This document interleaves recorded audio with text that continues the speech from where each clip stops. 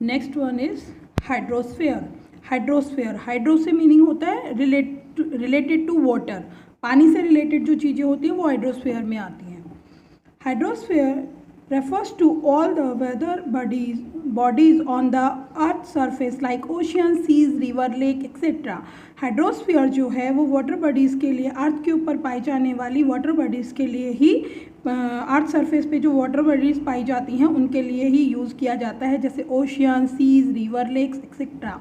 About 71% of the earth surface is covered water covered, कि अब जो अर्थ है उस अर्थ सरफेस पे जितना भी अर्थ सरफेस है उस पर 71% पर पानी है, यानी अर्थ पर 71% अर्थ पर पानी है, पानी से कवर है 71% अर्थ। और जो ये 71% है ना, उसका 97% जो पानी है वो ओशनिक है। देखिए, out of this 97% is found in the ocean, seas etc. which is saline, and the rest 3% is found in river, streams, lake and ice caps और glacier।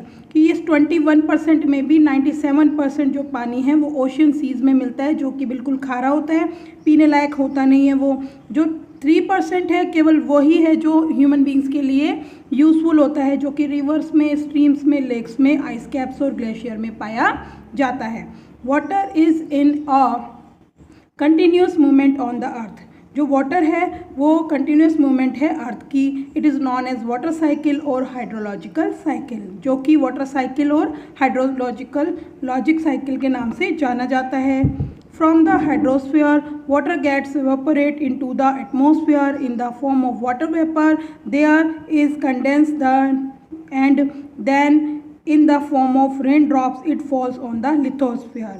जो हाइड्रोस्फीयर होता है, हाइड्रोस्फीयर मतलब जो ओशियन, सीज, रिवर्स होते हैं, इनसे पानी की जो बूंदें होती हैं वाटर वेपर्स के रूप में एटमॉस्फेयर में आती हैं, और उसके बाद में एटमॉस्फेयर में जमा होकर वो रेन ड्रॉप्स के रूप में लिथोस्फीयर यानी स्थलमंडल पर गिरती है। यानी कि जो ओशियंस होते हैं वो सनलाइट पा करके ओशियन से वाटर वेपर्स बनते हैं, वाटर वेपर्स बन के एटमॉस्फेयर में आते हैं, फिर एटमॉस्फेयर से वो बारिश के रूप में वापस लिथोस्फीयर पर आकर गिरते हैं।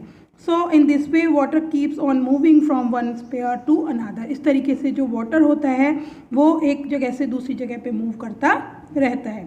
Hydrosphere is a very important for all sorts of life. Hydrosphere जो होता है बहुत ही ज़्यादा इंपॉर्टेंट होता है लाइफ के सभी स्तरों पर।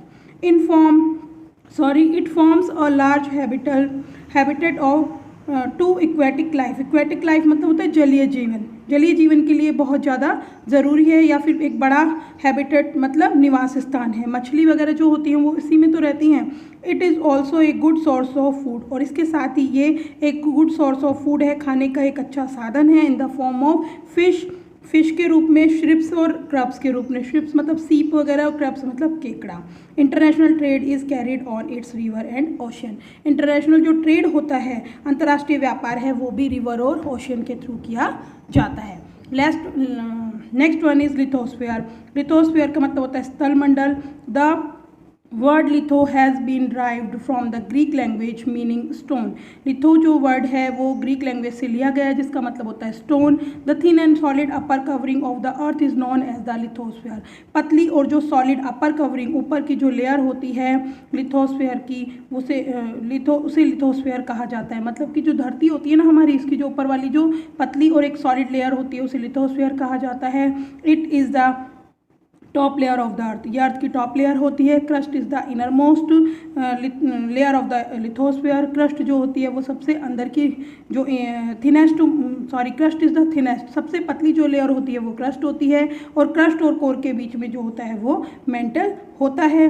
Core is the inner most layer of the earth. Core जो होती है वो इनर मोस्ट लेयर होती है अर्थ की, जैसे कि इस डायग्राम में बताया गया है। आप लोग इसको देखिए एक बार। ये देखिए कि ये अगर ये लिथोस्फीयर है तो उसमें सबसे ऊपर वाली लेयर क्रस्ट कहलाती है। क्रस्ट के नीचे मेंटल होता है, मेंटल के नीचे कोर होता है। कोर को 2 पार्ट्स में डिवाइड किया गया है, आउटर कोर और इनर कोर। लेकिन ये जो कोर होता है, अब इसमें देखिए कि जो इनर कोर होता है वो सॉलिड फॉर्म में होता है, और आउटर कोर जो होता है वो कौन से फॉर्म में होता है, लिक्विड फॉर्म में होता है। और आगे एक चैप्टर आएगा उसमें और अच्छे से इसे बताया गया है।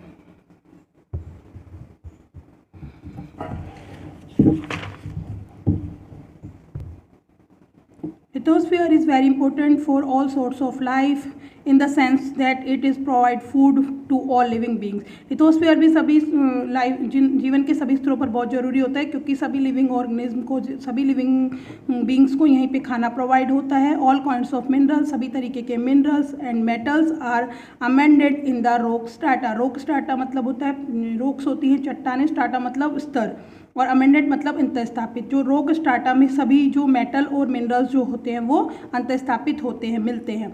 It has soil which is used for cultivation for crop. और ये स्थल मंडल ही होता है जहाँ पर कि मिट्टी मिलती है जिससे कि फसलों को कल्टिवेट किया जाता है, उगाया जाता है। Next one is biosphere. It is a narrow contact zone in air, water, land where living organism exist. ये एक नैरो कॉन्टैक्ट जोन होता है जहाँ पे एयर, वाटर और लैंड जो होते हैं, लैंड वाले जो लिविंग ऑर्गेनिज्म होते हैं वो रहते हैं। एग्जिस्ट मतलब रहना। The biosphere makes the earth a unique planet.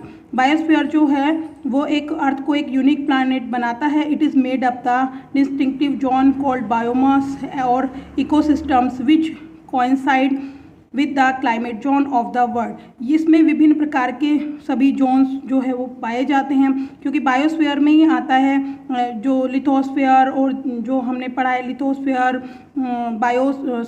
Atmosphere, hydrosphere, वो सभी तीनों को मिला के बायोस्फीयर कहलाता है। विभिन्न तरीके के जो जोन्स होते हैं वो इसी में आते हैं। अलग अलग जो क्लाइमेट जोन्स होते हैं वर्ल्ड के वो इसी में ही आते हैं। Ecosystem found on land are called. अगर इकोसिस्टम लैंड पर फाउंड होता है, लैंड वाला जो इकोसिस्टम होता है उसे टेरेस्ट्रियल इकोसिस्टम यानी स्थलज, स्थल से संबंधित इकोसिस्टम कहते हैं। While those found in water are called aquatic ecosystem. और जो पानी में पाया जाता है उसे एक्वेटिक यानी जलीय इकोसिस्टम कहा जाता है।